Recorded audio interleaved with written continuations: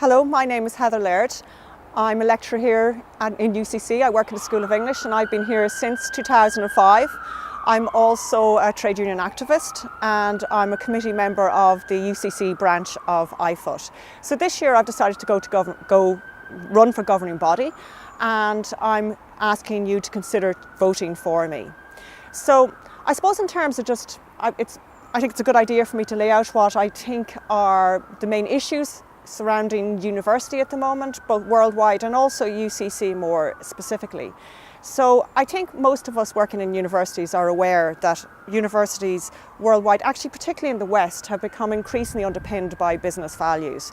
And this has impacted on nearly every aspect of the university, from structures to governance to research and teaching and learning.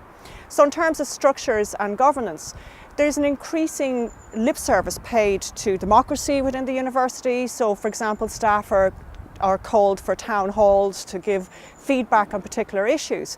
But this is accompanied by an actual rolling back on what I see as real democracy within the university.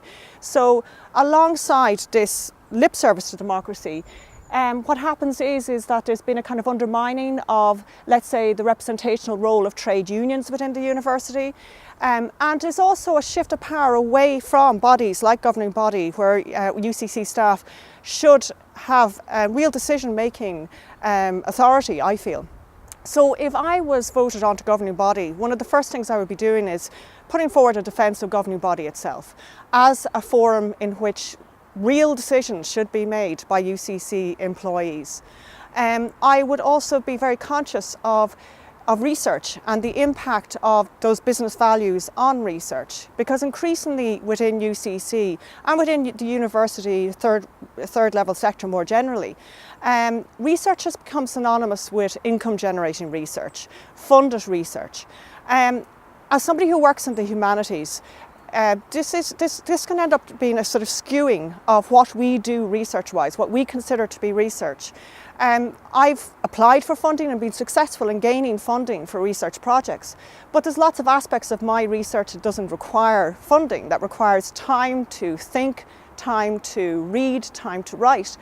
And the emphasis on income generating research leads to a devaluing of other kinds of research. So it has particularly had an impact on the humanities. It also leads to a skewing of research, where rather than actually looking for funding for projects you already have on the go or research ideas, you often end up looking at what's available funding wise and then trying to shape your research to fit those particular funding models. In terms of teaching and learning, I'm very conscious that teaching and learning has become increasingly instrumentalist, where we are increasingly encouraged to be shaping our students for a particular kind of society and workforce. I personally feel that the best way we can serve our students is by actually not so much position them to be cogs in a machine, but to position them to think very critically about the society they're entering, because the society they're entering is one in which workers' rights are being devalued, one in which terms and conditions of employment are being devalued.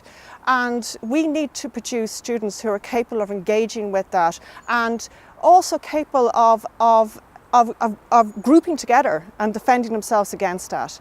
So I think that the university should be at an angle with society, that rather than simply reinforcing the values, the dominant values of society, reproducing them and producing students that actually also have totally taken on board those values, the university should be at a slight angle, that it should always be connected with society, engaged with it, but capable of being a critical space where we as academics can think critically about the society that we're part of, and that our students can also think very critically about the society that they are entering and they are going to be part of. And that hopefully then they become people who can help shape this world, help shape the society, rather than simply become, as I said, cogs in the machine. Thank you very much, and I thank you for listening to this, and I hope you do consider voting for me. Thank you.